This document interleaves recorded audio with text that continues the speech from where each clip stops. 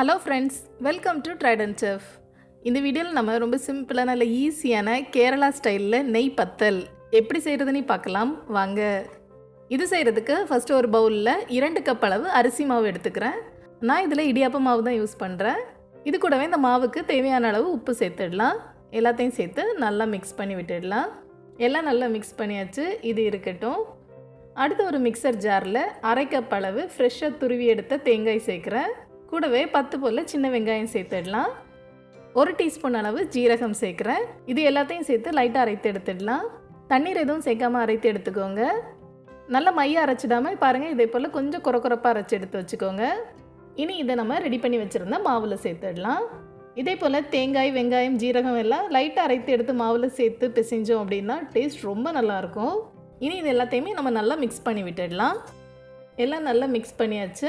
இனி நம்ம இதில் தண்ணீர் சேர்த்து நல்லா பிசைஞ்சு எடுத்துடலாம். அதுக்கு நான் தண்ணீரை நல்லா கொதிக்க வச்சுருக்கிறேன். இந்த தண்ணீர் நல்லா கொதிக்கிற நேரமே கொஞ்சம் கொஞ்சமாக அந்த மாவில் சேர்த்து நல்லா மிக்ஸ் பண்ணி விட்டுடலாம்.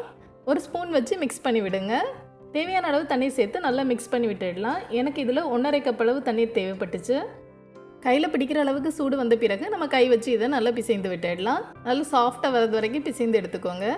பாருங்கள், இந்த அளவுக்கு சாஃப்டாக நான் பிசைந்து எடுத்து வச்சுருக்கிறேன். இனி இதிலேருந்து நம்ம சின்ன பால் சைஸில் உருட்டி எடுத்துடலாம்.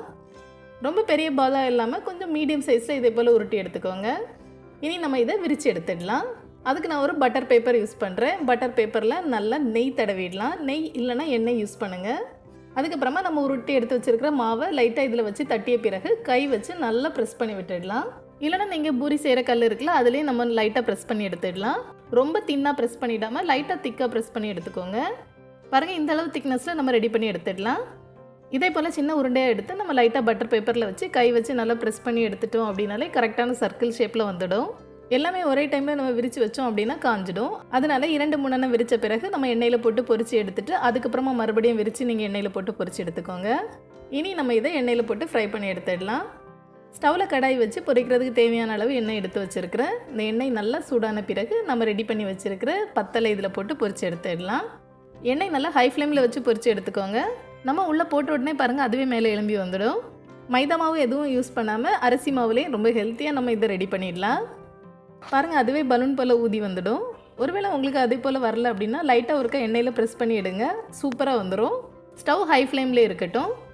ஒரு சைடு நல்லா வெந்த பிறகு அடுத்த சைடு நம்ம திருப்பி போட்டு வேக வச்சிடலாம். மைதா மாவு யூஸ் பண்ணாமல் அரிசி மாவுலேயே நம்ம ரொம்ப சூப்பராக ரெடி பண்ணி எடுத்துடலாம். 2 பக்கமும் நல்லா ரெடியான பிறகு இனி நம்ம இதை எண்ணெயிலேருந்து வெளியில் எடுத்துடலாம். சூப்பராக ரெடி ஆகிடுச்சு. இதே போலவே எல்லாத்தையுமே நம்ம ரெடி பண்ணி எடுத்துடலாம். எண்ணெய் ஹை ஃப்ளேம்லேயே வச்சு பொரித்து எடுத்துக்கோங்க. ஒரு சைடு ரெடியான பிறகு அடுத்த சைடு நம்ம திருப்பி போட்டு ஃப்ரை பண்ணிவிட்டு எடுத்துடலாம். எப்போவுமே காலையில் இட்லி தோசைக்கு பதிலாக இதே போல் கொஞ்சம் டிஃப்ரெண்ட்டாகவும் செஞ்சு பாருங்கள், டேஸ்ட் ரொம்ப நல்லாயிருக்கும். இது கூடவே நம்ம கடலைக்கறி இல்லைன்னா சிக்கன் கிரேவி வச்சு சாப்பிட்டோம்னா டேஸ்ட் ரொம்ப சூப்பராக இருக்கும். பாருங்கள், ரொம்ப ஃப்ளஃபியாக ரொம்ப சூப்பராக ரெடி ஆகிடுச்சு. இது எப்படி வந்திருக்குதுன்னு பார்க்கலாம். பாருங்கள், நல்லா பலூன் போல் ஊதி போய் வந்திருக்குது. இதோட மனம் ரொம்ப நல்லா இருக்குது. நம்ம பிச்சு பார்க்குற நேரமே பாருங்கள், ரொம்ப சாஃப்டாக ரொம்ப சூப்பராக வந்துடுச்சு. அவ்வளோதான், ரொம்ப டேஸ்டியான நெய் பத்தல் ரெடி ஆகிடுச்சு. கண்டிப்பாக நீங்களும் இதை ட்ரை பண்ணி பாருங்கள். மீண்டும் ஒரு சுவையான ரெசிபியோடு விரைவில் சந்திப்போம். தேங்க்ஸ் ஃபார் வாட்சிங்.